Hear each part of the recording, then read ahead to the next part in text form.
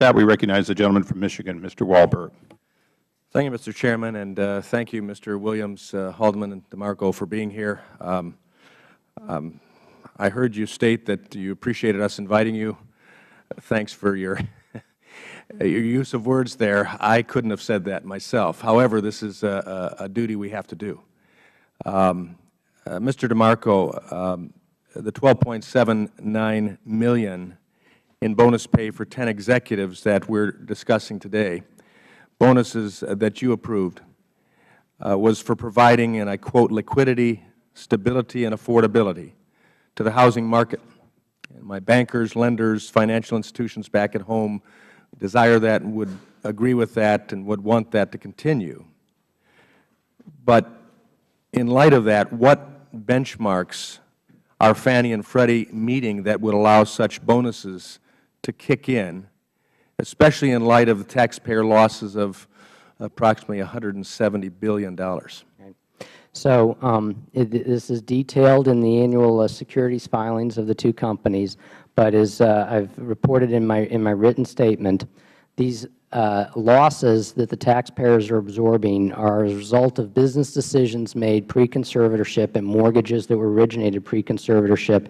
And one of the focal points for the executive compensation for the executives at Fannie and Freddie are their efforts to try to minimize losses on that book of business. They can't undo mortgages that are made, but what they can do is that they can take aggressive actions to mitigate those losses through loan modifications and other foreclosure prevention activities. And I report monthly to the House Financial Services Committee and the Senate Banking Committee on the efforts that have been undertaken to that end, and the array of things in which they are assessed and go to efforts to minimize losses, undertake homeowner assistance, ensure that there is ongoing liquidity in the market, and to be working with us on things such as the servicing improvements that I talked about in my exchange with Mr. Cummings. But in light of all that continues on, in light of what Mr. Cummings mentioned also about his people, likewise in my State of Michigan, you've stated in your opposition, yesterday to putting these executives on par with the Federal pay scale, a position that you continue to suggest today in comments, I believe, a legislative proposal that was passed out of the House Financial Services yesterday to do just that. Why do you oppose that? More aggressively, why do you oppose that, and do you believe Federal agencies cannot perform their duties because they don't offer Wall Street-sized paychecks?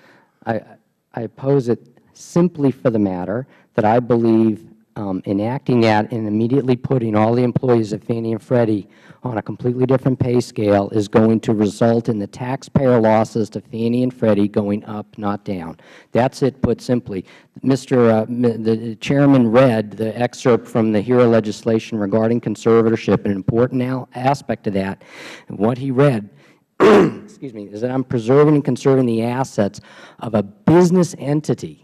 I mean, these remain business entities, and they remain regulated entities. They are not government agencies. If the Congress of the United States wants to take action to make them government agencies, make the employees government employees, that is a different story and legal structure than the one that I am being held responsible for overseeing today. What I'm being responsible for overseeing today, the way the law works today, Fannie Mae and Freddie Mac employees are not government employees. These are not government agencies. They remain private corporations undertaking trillions of dollars of business participating in the marketplace. They continue to be subject not just to FHFA regulation, they continue to be subject to other laws and regulations that apply to similar private financial institutions, I understand all of that, Mr. Securities and Exchange Commission rules and so forth. I understand all of that.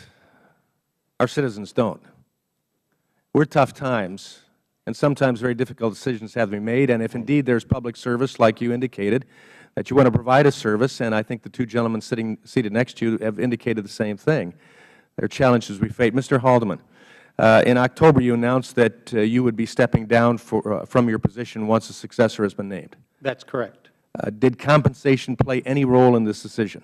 No, it did not. Mr. Williams, Earlier this year, you stated that you would leave it to the FHFA to determine what your appropriate compensation would be.